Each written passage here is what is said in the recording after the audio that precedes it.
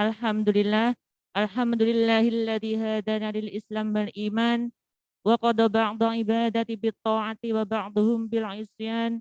Assalatu wassalamu ala asrafil anbiya'i wal mursalin wa ala alihi wa ashabihi ajmain. Amma ba'du. Yang kami hormati Ustadz Hebni Syarif selaku pemateri pada hari ini, yang kami hormati Ustadz dan Ustadzah Sekolah Kreatif SD Muhammadiyah Kota Madiun, yang kami hormati Bapak Ibu Wali Murid Sekolah Kreatif SD Muhammadiyah Kota Madiun. Marilah kita panjatkan puja puji syukur kehadirat Allah Subhanahu wa taala yang mana telah melimpahkan rahmat, taufik, hidayah serta inayahnya kepada kita semua sehingga pada sore hari ini kita dapat melaksanakan pengajian rutin yaitu dengan tema mensyukuri nikmat kemerdekaan dengan nilai hijrah dengan keadaan sehat walafiat tanpa suatu halangan apapun. Marilah kita syukuri bersama dengan bacaan hamdalah. Alhamdulillahirabbil alamin. Salawat serta salam semoga tetap terlimpahkan kepada junjungan kita Nabiullah Muhammad sallallahu alaihi wasallam yang telah kita nanti-nantikan syafaatnya besok di yaumil qiyamah. Amin. Bapak Ibu wali murid yang kami hormati, kami di sini selaku pembawa acara, sebelum acara kami mulai akan kami bacakan susunan acaranya sebagai berikut. Acara yang pertama yaitu pembukaan, acara yang kedua tausiah, acara yang ketiga doa, dan acara yang terakhir yaitu penutup. Marilah untuk mengawali pengajian pada sore hari ini, kita buka dengan bacaan basmalah. Bismillahirrahmanirrahim. Selanjutnya yaitu acara inti yang pada saat ini akan disampaikan oleh Ustadz Hebni Syarif yang mana dengan tema mensyukuri nikmat kemerdekaan dengan nilai hijrah. Kepada Ustadz Hebni Syarif, disilahkan.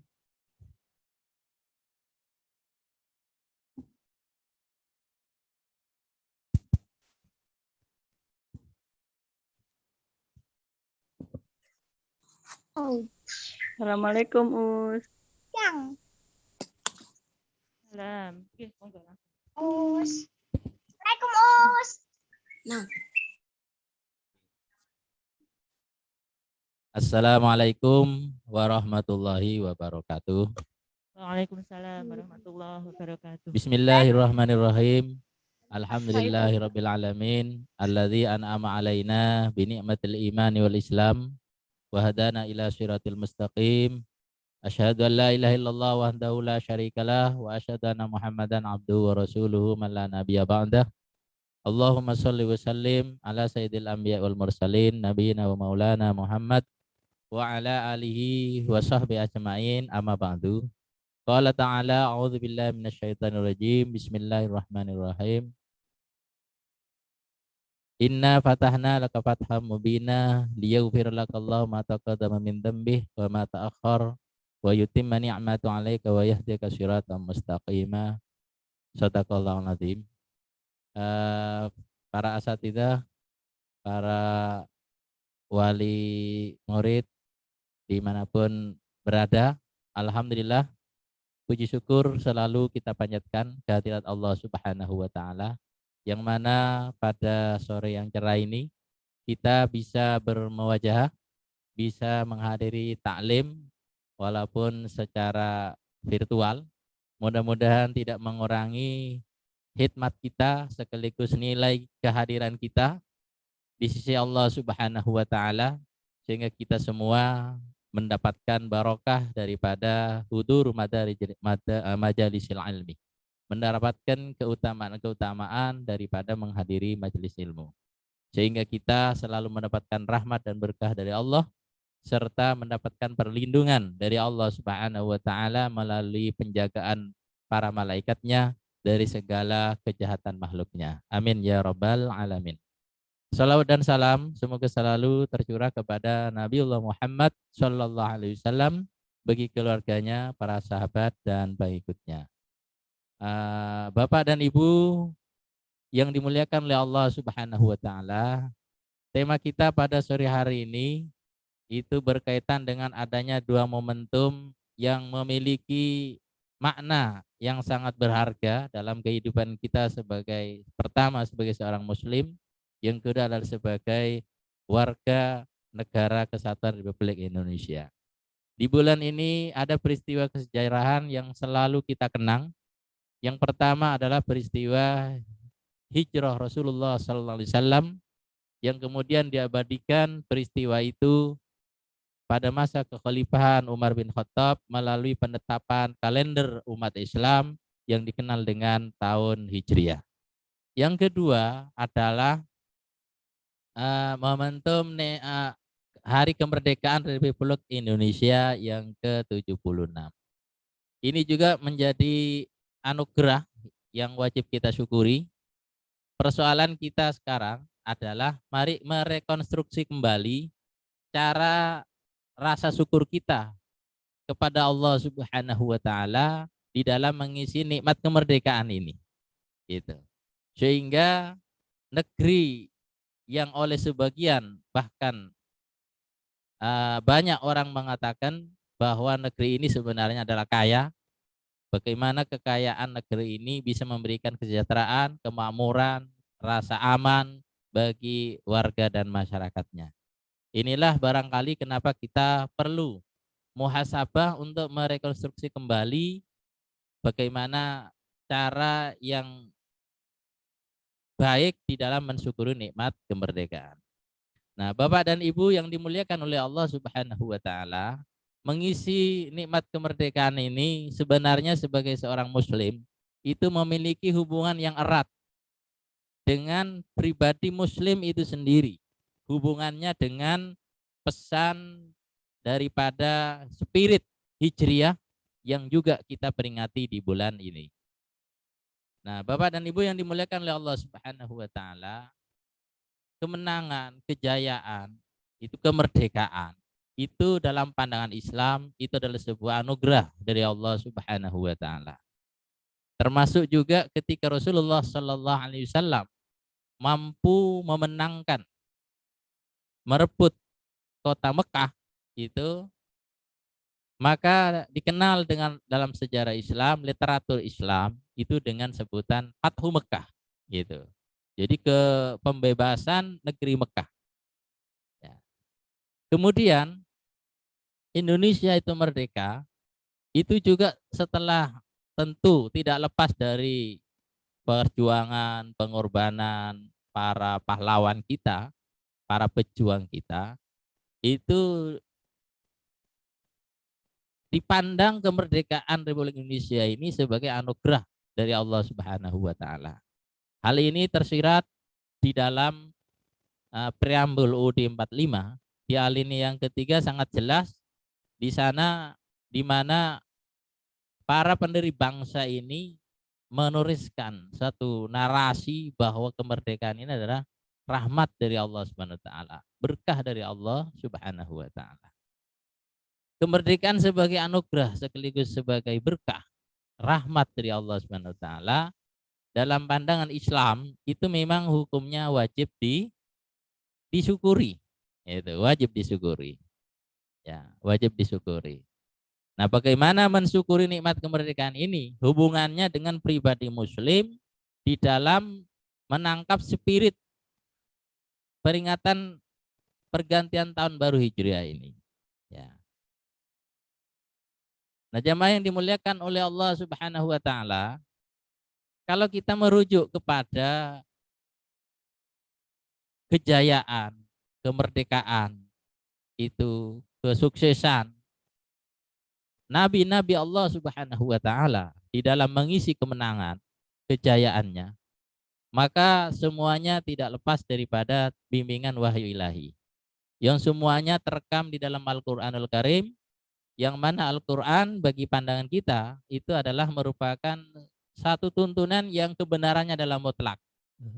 Bukan dzanni lagi, bukan hipotesa lagi. Tapi memang pasti kebenarannya. Dalam Quran surah Al-Isra, Allah Subhanahu wa taala berfirman, "Wabil haqqi anzalna, wabil haqqi nazal." Di sini Allah Subhanahu wa taala menjelaskan bahwa kebenaran Quran itu bersifat mutlak. contoh di dalam Quran surah An-Nahl. Gitu. Kita mengambil ibrah bagaimana Nabiullah Sulaiman alaihi salam yang telah dikenal sebagai nabi yang sukses membangun negeri sehingga negeri itu menjadi negeri yang diberkahi oleh Allah Subhanahu wa taala, umatnya sejahtera.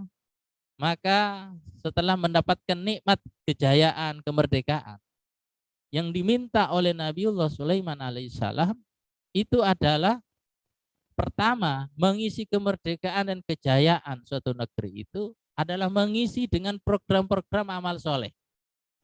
Gitu. Tersirat dalam firman Allah yang diabadikan oleh Allah dalam firman-Nya, tentu Allah mengabadikan ini supaya menjadi ibrah bagi umat Rasulullah. Nabiullah Sulaiman alaihissalam minta kepada Allah, Rabbi auzi'ni an ashkura ni'mataka allati an'amta alayya. Ya Allah, anugerahkan kepada kami, kata Nabi Sulaiman, mensyukuri nikmat kejayaan negerinya itu.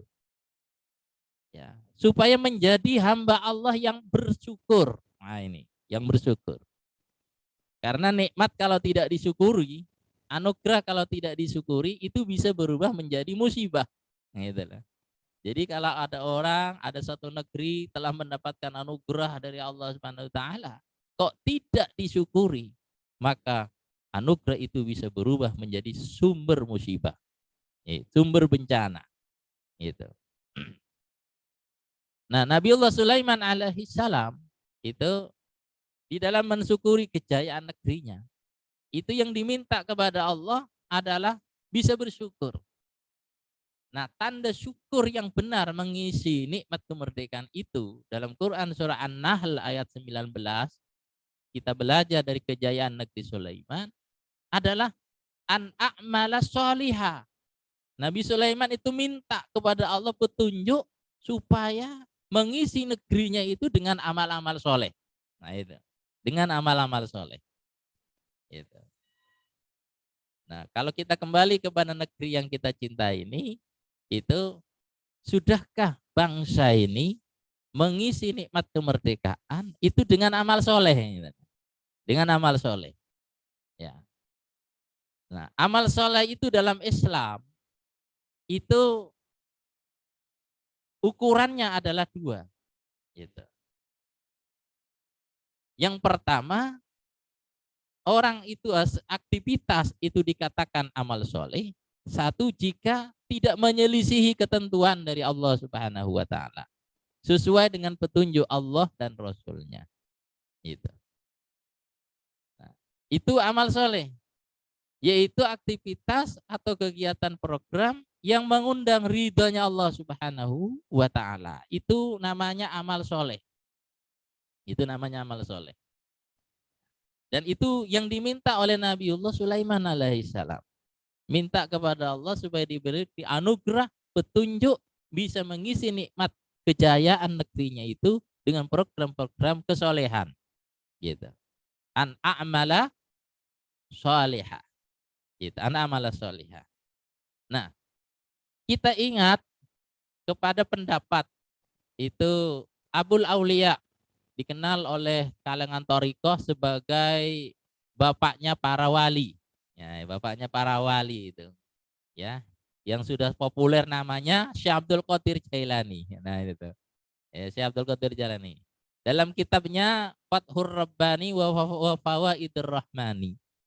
Syekh Abdul Qadir Jailani ini mengatakan bahwa syukur itu adalah memiliki 3 rukun. Syukur itu. Ini bisa nanti dijadikan sebagai alat ukur bagi kita semua di dalam mensyukuri nikmat Allah. Sebagai pribadi, sudahkah kita mensyukuri nikmat Allah secara benar?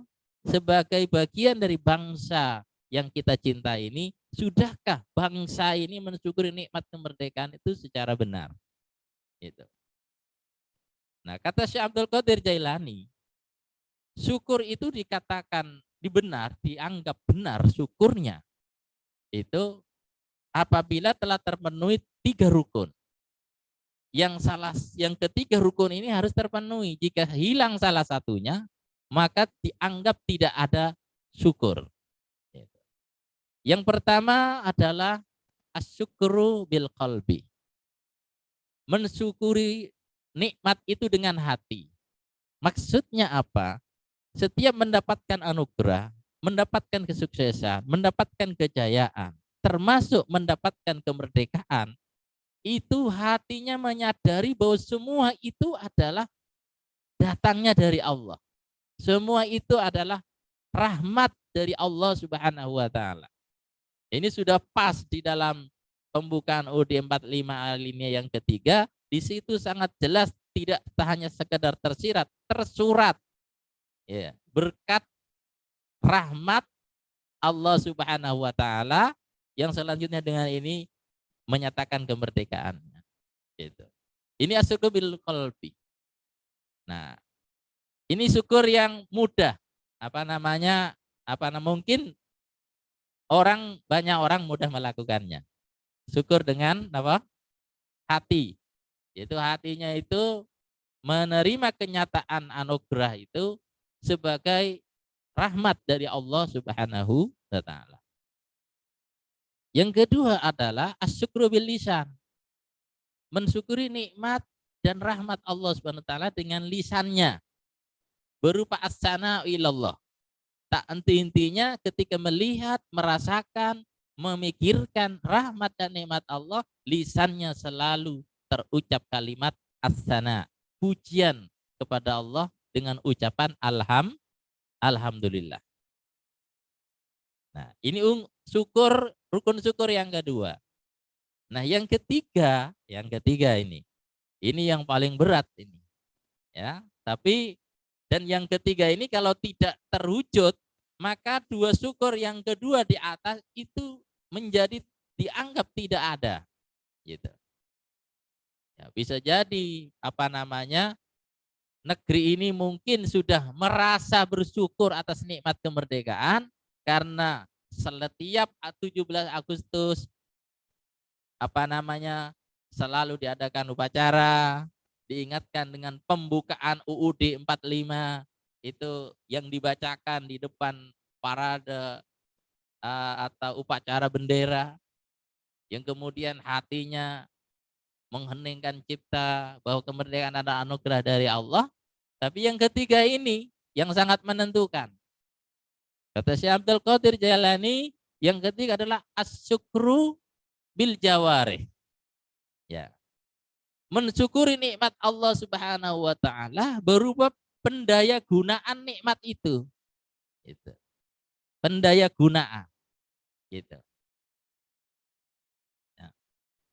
Nah, dikatakan bersyukur atas nikmat Allah ketika nikmat Allah itu didaya gunakan di dalam hal-hal yang diridhai oleh Allah Subhanahu wa taala. Gitu. Yang diridhai oleh Allah Subhanahu wa taala. Nah, ini yang berat. Ya. Ya. Nah, pertanyaannya kita sebagai bangsa, bagian dari bangsa ini yang sangat mencintai negeri ini, yang konon katanya adalah negeri ini sebenarnya kaya, tapi kami sangat prihatin tentunya di mana rakyat Indonesia itu masih dikenal tertinggal, ya, masih banyak kemiskinan, masih banyak pengangguran, pendidikan jauh daripada negara tetangga sendiri, itu sangat prihatin. Ya mungkin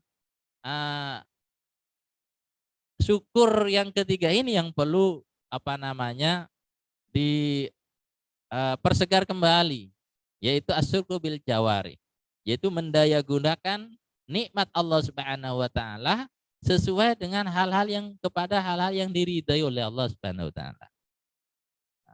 Makanya Nabiullah Sulaiman alaihi salam itu meminta kepada Allah mensyukuri nikmat kemerdekaan negerinya, kejayaan negerinya, kekayaan negerinya.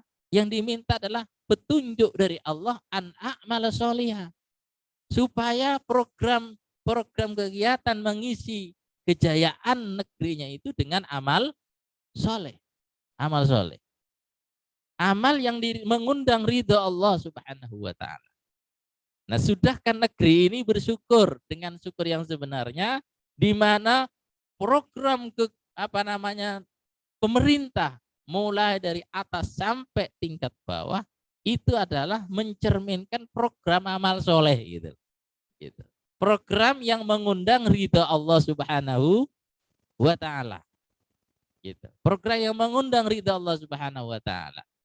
Minimal kalau tidak mengundang ridha Allah, ridha manusia, tetapi tidak mengundang murkanya Allah Subhanahu wa Ta'ala. Gitu.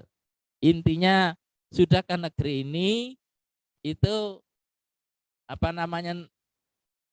menyelenggarakan negeri ini, mengisi kegiatan negeri ini, istilah yang sangat sederhana dengan amal-amal yang ma'ruf. Nah, itu ma'ruf yang dikenal oleh hati nurani setiap manusia, itu baik minimal. Ya, itu baik. Tapi naudzubillah, jika suatu negeri itu kemudian cara mengisi nikmat kemerdekaannya itu dengan program-program yang tidak solehah, yang mengundang murka Allah Subhanahu wa Ta'ala, maka wajar kalau negeri itu kaya tapi tidak mensejahterakan. Nah, itu ya. Dalam kehidupan pribadi seorang muslim, ya, wajar dia sudah tidak bahagia padahal punya pendapatan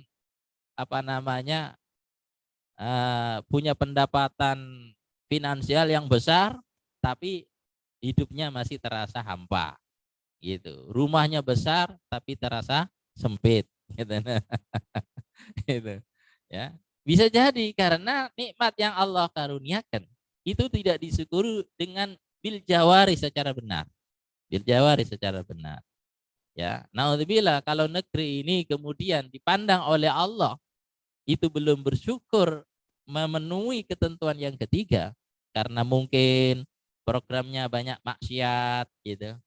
Ada kegiatannya tidak mengantarkan negeri ini bertasbih kepada Allah, ya bisa dianggap wajar kalau kemudian suatu bangsa yang telah diberi anugerah kemerdekaan, apalagi rakyatnya mayoritas muslim, ya, tapi pro terhadap kegiatan yang mengundang murka Allah, naudzubillah.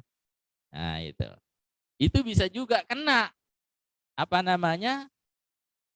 firman Allah Subhanahu wa Ta'ala di dalam Al-Qur'an surah Ibrahim, ya, la in syakartum la azidannakum wa la in kafartum inna azabi lasyadid. Inna azabi lasyadid. Ya. Nah, jadi Bapak dan Ibu pemirsa yang dimuliakan oleh Allah Subhanahu wa Ta'ala, kalau kita tidak bisa menyegarkan kembali, mensyukuri nikmat Allah sebagai bagian dari bangsa yang kita cintai ini, karena mungkin kita tidak punya akses sebagai pengambil kebijakan dalam membuat program-program kebijakan yang berorientasi pada amal soleh, gitu. Minimal dalam kehidupan pribadi kita sebagai seorang muslim, ya, sehingga mungkin negerinya mungkin tidak dapat berkah, minimal keluarga kita, rumah tangga kita, diri kita itu diberkahi oleh Allah Subhanahu wa Ta'ala. Itu. Maka sebenarnya itu Preambul UUD 45 sudah tersurat dengan jelas, kemerdekaan adalah anugerah dari Allah. Belum lagi dalam pasal konstitusi kita. Salah satunya pasal 29 yang sudah tidak asing lagi, di mana pada ayat kedua jelas dulu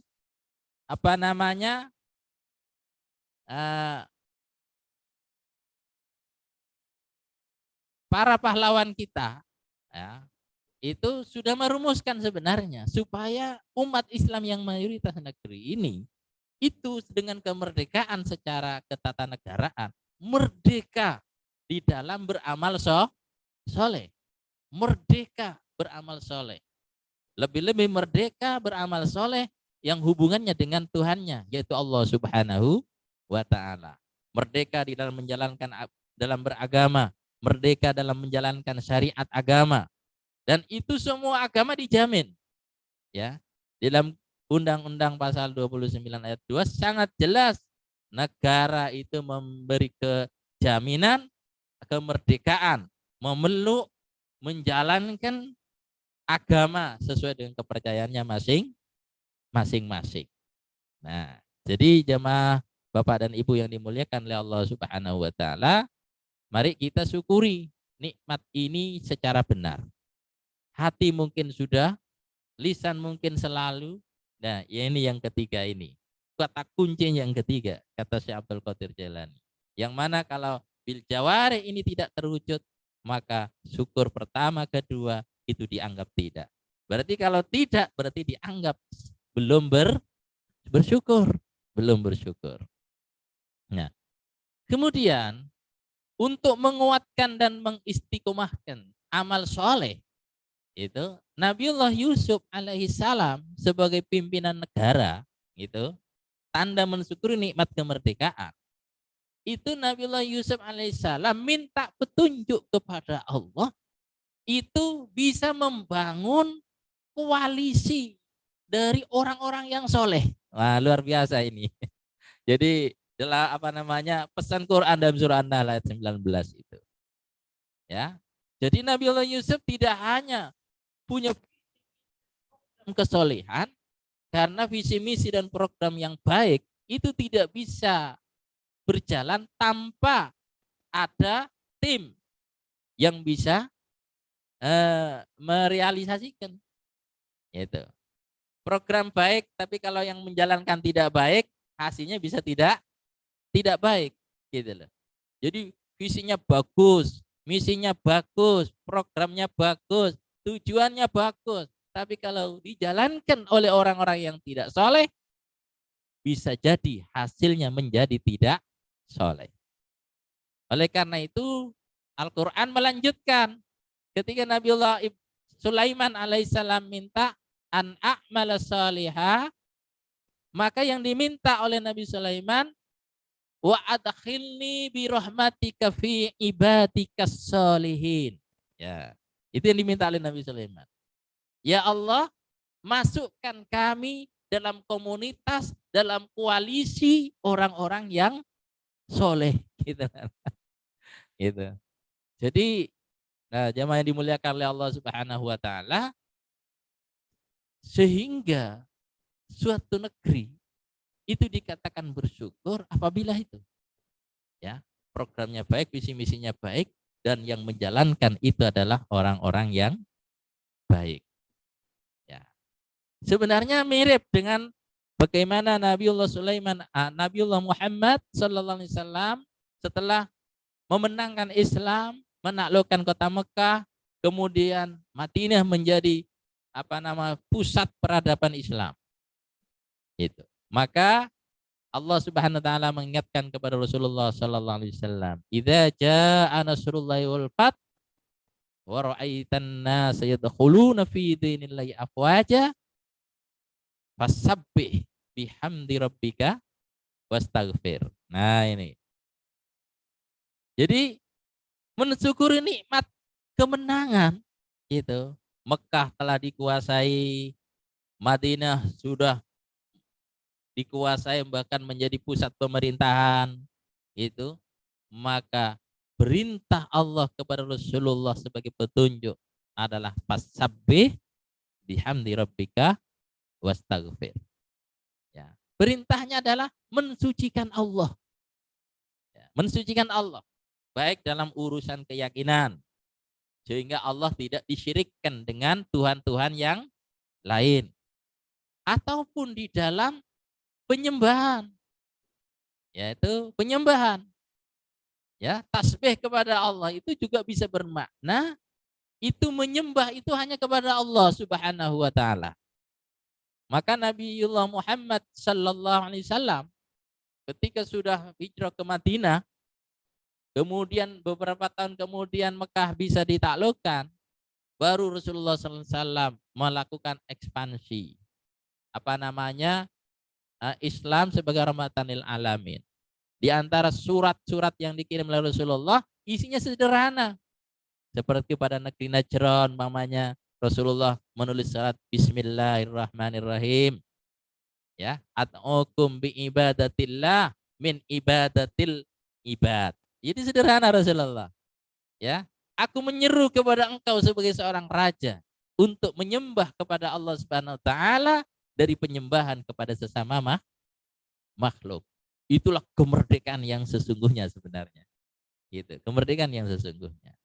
Maka umat Islam itu mestinya mensyukuri nikmat kemerdekaan ini itu dengan sungguh-sungguh menjalankan ketentuan-ketentuan dari Allah Subhanahu wa taala. Ya. Berusaha mentasbihkan Allah. Ya, mentasbihkan Allah, memuji Allah Subhanahu wa taala. Ya. Maka kita sebagai seorang muslim ya yang telah memilih Islam sebagai keyakinan kita, mestinya hidup kita juga selalu mentasbihkan Allah. Dalam keyakinan kita hanya mentauhidkan Allah. Dalam ibadah kita hanya berdoa, memohon, bersandar dan berlindung hanya kepada Allah Subhanahu wa taala. Bahkan pada tingkatan ketatanegaraan, mohon maaf, itu sampai di dalam membangun hubungan sosial kemasyarakatan itu dengan petunjuk Allah Subhanahu wa taala. Itu baru namanya merdeka. Ya. Maka Rasulullah sallallahu alaihi wasallam itu pernah bersabda juga lanjutan dari surat itu, ya, bahwa jika ada orang mengikuti aturan yang dibuat oleh manusia dan kemudian dia meninggalkan aturan Allah, maka berarti dia telah menyembah kepada manusia. Jadi dalam konteks hadis Nabi, orang Islam di Indonesia ini sebenarnya baru setengah merdeka, baru separuh merdeka itu. Ya, karena apa? Karena kita belum merdeka sepenuhnya di dalam melakukan ketaatan-ketaatan kepada Allah Subhanahu wa taala. Tetapi alhamdulillah ya, kita untuk taat kepada Allah yang bersifat infiradi ya, individu dan keluarga itu mendapatkan jaminan. Maka kemerdekaan yang telah kita rasakan ini maksimalkan. Jadi belajar daripada petunjuk Quran dari kisah Nabiullah Sulaiman alaihissalam untuk mengisi nikmat kejayaan kemerdekaan negerinya, itu dia membangun visi misi dan program serta tujuan yang soleh, kemudian dia membangun koalisi yang soleh, itu yang diminta oleh Nabi Sulaiman, wa an a'mala salihah wa ad'ilni birahmatika fi ibadikas sholihin, gitu. Jadi presiden kalau punya tanggung jawab untuk mengisi nikmat kemerdekaan secara benar, mestinya mencari menteri yang soleh, gitu. Gitu. Ya, gubernur ya punya tanggung jawab mengisi nikmat kemerdekaan, maka dia akan mengangkat kepala bagian-bagian apa di bawahnya orang-orang yang soleh, gitu. Sebab kalau komunitas orang soleh, insya Allah akan lahir program kesolehan. Jadi Masya Allah, kalau kemudian kehidupan pribadi seorang muslim, keluarga muslim, bahkan negeri ini punya visi hidup, misi hidup, program hidup yang soleh, insya Allah Allah itu maha kuasa menurunkan rahmat dan barokahnya. Yang diistilahkan dalam Quran, dalam narasi yang lain, surah Al-A'raf, Allah Subhanahu wa taala berfirman, walau anna ahlal qura amanu wattaqau lafatahna alaihim barakatim minas sama'i wal ard. Jadi sangat jelas sebenarnya secara konsep Islam. Jika ada suatu negeri ya, itu masyarakatnya adalah beriman kepada Allah, kemudian bertakwa kepada Allah, mensucikan Allah, mengagungkan Allah, ya, menjalankan petunjuk-petunjuk Allah dalam kehidupannya. Masya Allah, Allah telah berjanji dengan kalimat taukid, lam, dan pilihan fi'lul madhi yang bermakna litakik pasti. La fatahna alaihim barakatim minas sama'i wal ardh. Pasti kata Allah, akan saya bukakan kepada mereka semua kaum itu, ya, barokah, gitu, barokah, ya, dari langit dan bumi, dari langit dan bumi, ya. Sehingga kalau sudah Allah berkehendak menjadikan satu negeri itu penuh berkah, ya, menurut logika akal, gitu, menurut sains itu negeri itu miskin karena tidak miskin daripada sumber daya alam, ya. Tapi kalau Allah sudah berkehendak, maka bagi Allah sangat mudah. Bagi Allah juga menyatakan apa? Kun fayakun. Jadi berita mengembirakan itu ya mungkin sudah 3 tahun yang lalu di Brunei Darussalam itu. Itu Brunei Darussalam menurut ilmu sains itu mungkin tidak punya minyak gitu. Kalau ada sumbernya sedikit sekali. Tapi ketika apa namanya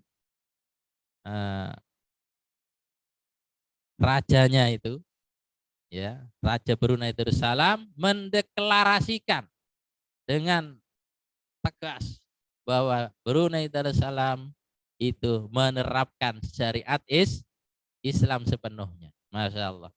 Tidak menunggu hitungan tahun, hanya beberapa bulan langsung Allah tunjukkan kandungan kekayaan alam negerinya berupa sumber minyak yang tidak bisa dibayang saking lama saking besarnya itu kekayaan itu tidak akan habis, diambil berpuluh-puluh tahun katanya, gitu. Masya Allah, ya. Begitu juga negeri Turki, ya, yang di dalam kalender dunia waktu mensyukuri nikmat kemerdekaan Turki dengan cara sistem sekuler itu, kemudian Erdogan dengan percaya diri mengisi kemerdekaan itu dengan amal soleh yang ukurannya adalah petunjuk wahyu, logika wahyu. Masya Allah, tidak menunggu berpuluh-puluh tahun, hanya dalam hitungan tahun ekonomi itu langsung melesat, gitu. Dari urutan ke-100 sekian langsung menjadi urutan 10 negara terbesar permasukan per kapita rakyatnya, gitu. Luar biasa, berkah, ya. Jadi jamaah yang dimuliakan oleh Allah Subhanahu wa taala, minimal kita berazam,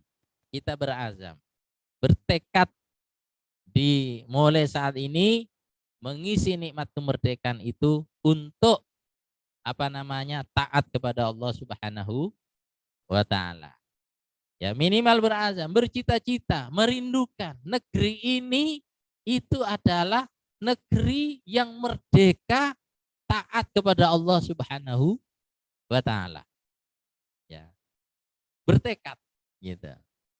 Nah, walaupun mungkin kita tidak merasakan, ya, hidup di mana kemerdekaan yang hakiki, taat kepada Allah, taat menjalankan hukum Allah belum kita rasakan dalam kehidupan kita mungkin, gitu. Tetapi niat itu sudah dicatat oleh Allah SWT. Maka ada satu kalimat itu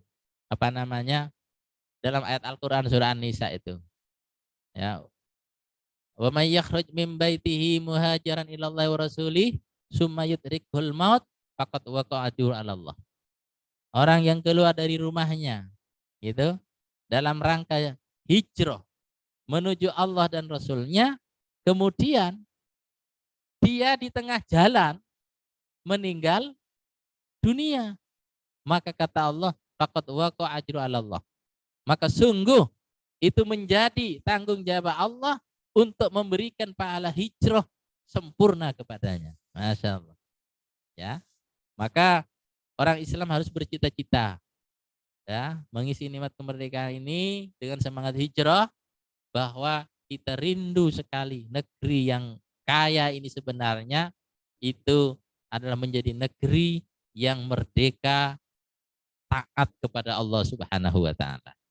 Ya, kalau sudah ini terwujud, Masya Allah, insya Allah semakin sejahtera, ya, karena berkah dari Allah Subhanahu wa taala. Ya, begitu juga dalam kehidupan pribadi sebagai seorang muslim harus bercita-cita hidup di bawah naungan Islam gitu. Ya, kalaupun ternyata meninggal sebelum merasakan hidup di bawah naungan Islam, dia sudah tercatat minimal. Faqad waqa ajru ilallah. Ya. Ya, maka kita harus hijrah dari cara mengisi nikmat kemerdekaan hanya dengan sekedar hura-hura kepada yang apa namanya, yang nyata sebagai kesolehan.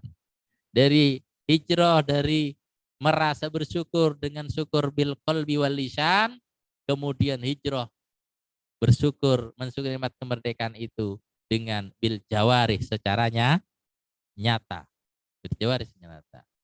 Nah, bagaimana ternyata kalau kemudian kondisi ini diisi tidak dengan amal soleh, gitu. Berarti kemungkaran, gitu. Bukan kemakrufan, berarti kemungkaran. Maka umat Islam harus prihatin, gitu. Harus prihatin melihat program dalam suatu negara itu di dalam mengisi nikmat kemerdekaannya dengan kemaksiatan dan kemungkaran. Maka harus prihatin umat Islam.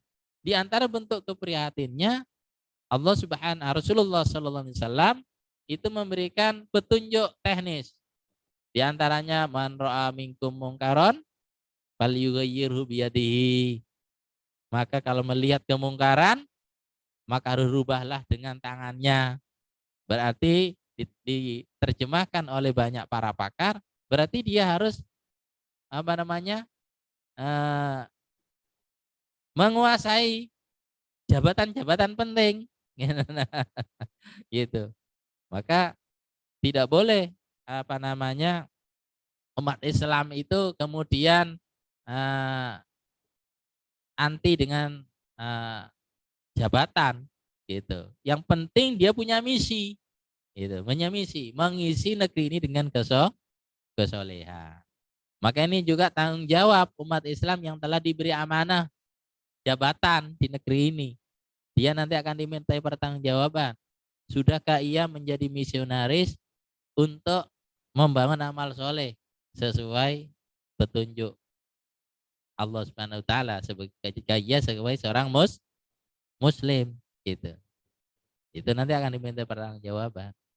Ya. Tapi kalau kemudian tidak punya kekuasaan, maka kata Rasulullah, fal yughayyir bilisanihi. Maka hendaknya dirubah dengan lisan, memberi apa namanya? Nasihat-nasihat. Ya, memberi nasihat-nasihat. Nah, sebenarnya di negeri ini itu sudah sangat sangat bagus sebenarnya. Di mana nasihat itu mestinya itu dilakukan oleh wakil-wakil kita di parlemen. Gitu. Jadi kalau negara pemerintahan itu melakukan membuat program yang tidak soleh, maka yang menasihati adalah wakil kita sebenarnya. Di mana? Di parlemen itu. Oleh DPR itu. Ya, itu masalahnya menjadi masalah, nasihat tidak jalan, kritik tidak jalan, itu kalau mohon maaf kata para pakar DPR-nya selingkuh. Ya itu. Nah, yang ketiga ini bagi rakyat kecil mungkin seperti kita ini, kalau ada kemungkaran dilakukan oleh penguasa secara terstruktur, apa lagi? Sistematis, masif. Nah, maka kita hanya bisa berdoa dengan hati. memohon kepada Allah supaya apa namanya kemungkaran itu apa namanya bisa dilenyapkan. Keprihatinan dalam bentuk hati itu minimal. Nah, jadi Bapak dan Ibu yang dimuliakan oleh Allah Subhanahu wa taala, itulah apa namanya tadi kita mempersekar kembali bagaimana mensyukuri nikmat kemerdekaan ini hubungannya dengan semangat hijrah. Ya, maka kita minimal ada niat, ada niat. Ya, dalam kehidupan pribadi tentu insya Allah kita punya kemerdekaan untuk memperbaiki diri dari apa namanya tidak baik menjadi lebih baik lagi, ya, dan jadi lebih baik lagi. Maka dalam Quran itu idza jaa nasrullah wal fath wa ra'aitan nas yadkhuluna fi dinillahi afwaja fasabbih bihamdi rabbika wastaghfir innahu kana tawwaba. Nah, kata-kata istighfar ini itu sebagaimana apa dicerita apa namanya disyarahkan oleh para ulama bahwa namanya istighfar itu satu, dia menyesali atas kesalahan-kesalahannya gitu. Maksudnya apa? Mensyukuri nikmat, kesuksesan, kejayaan dan sebagainya. Itu jangan apa namanya menyesali kesalahan-kesalahan yang sebelumnya. Gitu. Ya. Setelah melakukan muhasabah gitu. Kemudian bertekad untuk tidak mengulangi lagi kesalahan-kesalahan itu. Bertekad untuk tidak mengulangi lagi kesalahan itu. Dan yang ketiga adalah mengganti dengan amal soleh, mengganti dengan kesolehan. Itu baru wastaghfir namanya. Jadi wastaghfir. Jadi kalau Nabi Shallallahu Alaihi Wasallam merubah masyarakat Arab setelah Fathu Mekah dari menyembah kepada berhala kemudian diarahkan menyembah hanya kepada Allah Subhanahu wa taala. Itu sederhananya. Jadi para jamaah yang dimuliakan oleh Allah Subhanahu wa taala, mari kita syukuri nikmat kemerdekaan ini secara benar, ya. Termasuk juga mensyukuri nikmat Allah yang Allah anugerahkan kepada pribadi kita sebagai seorang muslim, ya. Yaitu as-syukru bil qalb, was-syukru bil lisan, yang ketiga as-syukru bil jawari. Ya. Dalam apa namanya aspek berkebangsaan itu minimal kita berniat. Nah, minimal kita punya cita-cita gitu. Sebagaimana tadi ayat tadi, ya. Siapa yang sudah keluar dari rumahnya dalam rangka hijrah di jalan Allah dan Rasul-Nya, kemudian belum sampai di tempat tujuan meninggal, dia mendapatkan pahala yang sempurna. Mendapat pahala yang sempurna. Ya enggak? Jadi apa namanya kita sebagai seorang muslim itu mestinya bercita-cita hidup itu dalam nuansa islami gitu. Ya, kalau mengutip perkataan Syekh Sayyid Sabiq itu dalam tafsirnya Fi Dhilalil Quran itu apa namanya bercita-cita hidup di bawah apa namanya naungan Quran. Masya Allah itu hidup di mana minimal bercita-cita walaupun sampai akhir hayat kita belum mencicipi hidup betul-betul di bawah naungan Quran minimal bercita karena itu sudah dicatat. Iya, kata Rasulullah dalam hadis sahih man hamma bihasanatin falam ya'malha falau ajrun. Ya, orang yang berniat berkeinginan untuk melakukan amal soleh ternyata dia kok belum bisa melakukan kesolehan itu, maka dia sudah dapat pahala yang sempurna. Pahala yang sempurna. Jadi itu apa namanya materi kita pada sore hari ini. Ya, semoga ada hikmah dan manfaatnya. Kita benar-benar merekonstruksi ulang kembali cara mensyukuri nikmat kemerdekaan, termasuk mensyukuri nikmat Allah SWT yang Allah berikan kepada diri kita sebagai pribadi muslim dan sebagai keluarga muslim. Mungkin itu Kalau ada pertanyaan, kira-kira. Iya. Terima kasih sementara. Iya.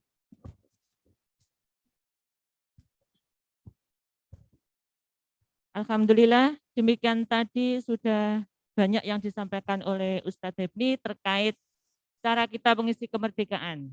Oke. Sebelum kami tutup, mungkin ada yang ditanyakan para jamaah, monggo.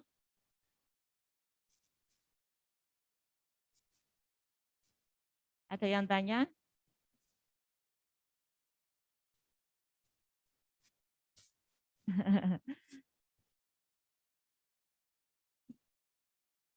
Ribun? Nggak ada?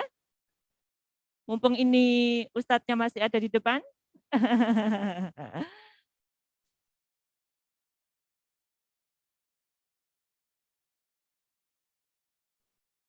Nggak ada? Oke, monggo Ibu. Yang ingin bertanya? Eman-eman loh. Oke, Mama Bagas. Oke. Oke, Assalamualaikum. Assalamualaikum. Waalaikumsalam warahmatullahi wabarakatuh. Tadi ini sih ada satu kalimat yang terus terang jadi pertanyaan yang kalau misalnya kita tidak mensyukuri nikmat yang ada, maka nikmat itu akan menjadi musibah. Nah, itu gimana Ustadz minta penjelasannya? Oke. Terima kasih Bapak Bagas. Sebelum Ustadz jawab, silakan jamaah bisa mengisi absen ya. Oke. Sambil menunggu Ustadz menjawab, silakan diisi absennya. Oke, monggo Ustadz bisa menjawab. Ya, baik, terima kasih. Oke. Dalam kehidupan orang Islam, kebahagiaan, kesejahteraan, ketenangan, itu sebenarnya sangat bergantung dari berkah Allah Subhanahu wa Ta'ala. Ya. Karena apa? Ketika nikmat itu tidak diberkahi oleh Allah Subhanahu wa Ta'ala, maka nikmat itu bisa berubah menjadi laknat. Ketika anugerah tidak mendapatkan berkah dari Allah Subhanahu wa Ta'ala, maka anugerah itu bisa menjadi sumber musibah. Gitu. Contoh umpamanya, Allah turunkan hujan, itu sangat jelas dalam hadis sahihnya sebagai rahmat. Sebagai apa? Sebagai rahmat. Bahkan setiap air tetes hujan, di situ ada rahmat. Nah, ketika Allah itu menurunkan hujan sebagai rahmat dan anugerah, ternyata Allah cabut barokahnya, maka hujan yang mestinya menyuburkan tanaman, itu bisa menjadi sumber musibah, sehingga menjadi banjir dan lain sebagainya. Itu salah satu contoh. Contoh yang kedua, gunung. Allah ciptakan gunung itu wal jibala autada. Jadi Allah ciptakan gunung itu sebagai pasak daripada bumi ini, sehingga fungsi gunung itu selain menjadi penghalang datangnya angin yang bisa menyapu penduduk bumi di baliknya, menjadi pasak daripada bumi, kata Allah. Gunung itu sebagai anugerah sebenarnya. Tapi ketika Allah cabut sedikit anugerah gunung, maka berkahnya dicabut sedikit saja, maka gunung itu bisa menjadi sumber musibah. Itulah sumber musibah. Contoh lagi, dalam kehidupan personal umpamanya gitu. Waktu pendapatan mungkin biasa, itu dia taat kepada Allah, harmoni dalam rumah tangganya gitu. Karena semua pendapatannya digunakan, didaya gunakan di jalan yang diridhai oleh Allah Subhanahu wa Ta'ala. Mendapat pendapatan yang pas, dia pas untuk kebutuhan pendidikan anaknya, pas untuk belanja rumah tangganya, pas untuk cadangan biaya kesehatan, pas untuk saving tempat tinggal. Nah, itu namanya mentasarrufkan pendapatan secara benar yang diridhoi oleh Allah. Kemudian dia dapat pendapatan yang besar mamanya. Gitu. Ya. Biasanya 1 bulan income-nya pendapatannya 50 juta mamanya. Tiba-tiba menjadi 100 juta. Nah, kemudian dia cara mensyukur tidak bersyukur. Maksudnya tidak bersyukur gimana? Kalau yang tadi dia membelanjakan untuk anaknya, untuk keluarganya, untuk sodako, tempat sodako, dan kok ternyata malah sebagian dari pendapatannya mungkin sudah mulai membelanjakan di wanita yang bukan istrinya mamanya. Nah, tunggu itu nanti kita akan dirubah oleh Allah menjadi musibah. Bisa menjadi musibah. Jadi kalau ini menjadi introspeksi kita. Dulu mungkin baik-baik, tapi kenapa sekarang kok datang musibah macam-macam? Maka introspeksi, jangan-jangan ada yang salah mengisi kehidupannya. Gitu. Mungkin kira-kira itu Bu ya. Gitu. Terima kasih. Oke, gitu nggih Mama Mas Bagas. Oke. Kemudian ada satu lagi pertanyaan sebelum kami tutup. Oh, di chat. Ya. Assalamualaikum Us, izin bertanya. Di masa pandemi ini banyak yang terdampak, dalam hal ini terdampak tidak hanya materi, tapi juga imaterial. Bagaimana supaya tetap semangat diri berjihad minimal untuk diri sendiri. Harapannya ketika diri sendiri semangat, lingkungan kita pun juga ikut-ikutan semangat. Monggo Tat. Baik, terima kasih. Ini sangat erat hubungannya dengan semangat hijrah Nabi. Ya, istilahnya membangun optimisme di tengah pandemi ini. Nah, jadi kalau kita kembali kepada sirah Nabi, Rasulullah SAW itu waktu dakwah di Mekah itu lama sekali itu, selama 13 tahun kurang lebih. Nabi di kota Mekah itu ketika masih dakwah di sana, Nabi itu berada dalam keadaan yang tidak kondusif. Nabi itu dihina, dikucilkan, diteror, dikriminalisasi, bahkan diancam nyawanya. Gitu. Berhari-hari sahabatnya disiksa dan lain sebagainya. Tetapi Nabi dalam suasana seperti itu tetap punya optimisme. Gitu. Dia membangun hutan yang positif bahwa pada saatnya Islam itu pasti menguasai dunia. Itu yang ada pada pikiran Nabi. Gitu. Ya. Tetapi tidak hanya sekedar dan yang positif berupa keyakinan optimisme, tapi juga dibuktikan, ditunjukkan dengan ikhtiar. Contohnya, Nabi itu pernah ikhtiar hijrah ke Taif, gitu.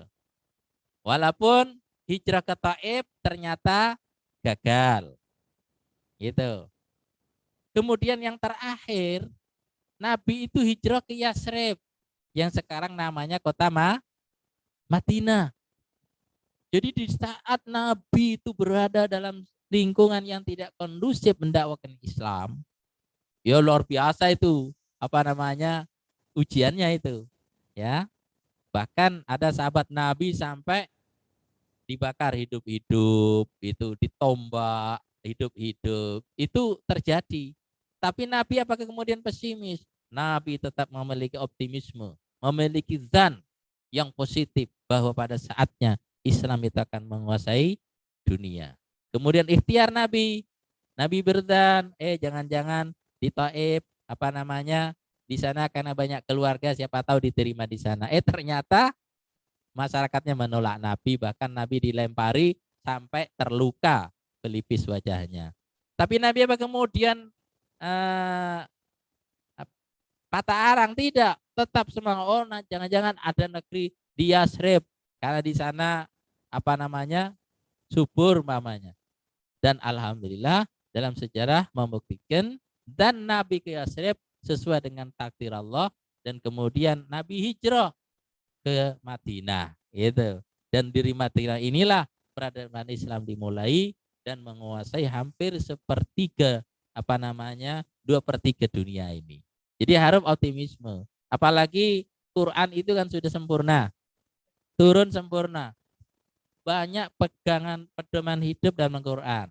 Ketika kita berada dalam keadaan yang tidak kondusif, kondisi sulit, kondisi jatuh, kondisi sakit.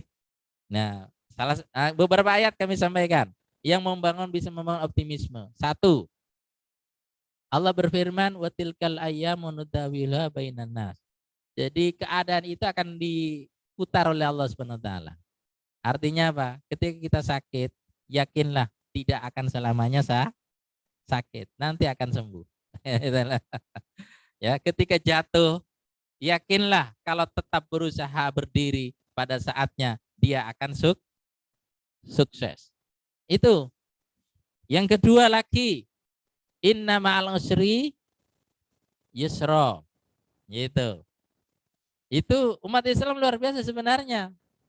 Dia akan selalu optimis dalam keadaan apapun. Karena apa? Yakin dengan firman Allah. Di balik keadaan situasi kondisi yang sulit, di baliknya pasti nanti ada terbuka peluang kemudahan yang tak terbatas.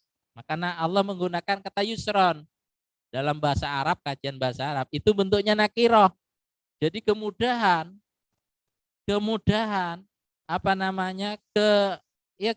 kejayaan di balik kesulitan, kalau dia bersabar dan bisa melewatinya, maka kemudahan di balik kesulitan itu unlimited, kata anak sekarang.